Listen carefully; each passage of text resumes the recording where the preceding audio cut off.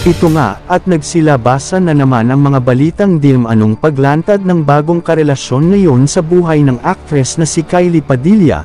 Naging usap-usapan talaga ito sa buong social media na pinag-usapan din ng iba't ibang tabloids, na di umano ang pagsasama nila sa bansang Thailand, dahil na din ito sa recent post ng nasabing actress.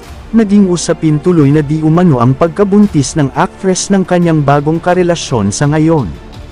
Ito ay sumabog matapos magkaroon ng leak ang larawan ng dalawa na magkasama sa bansang Thailand. Matagal na di umano itong kasintahan ng actress, at itinago lamang ito dahil na din sa iniiwasan din ito ang pag-usapan sa buong social media. Maging ang iilang netizens ay nagtaka sa pagkakaroon di umano ng sintomas ng actress sa pagbubuntis, na nararanasan ang minsang pagkahilo at paghahanap ng manggang hilaw.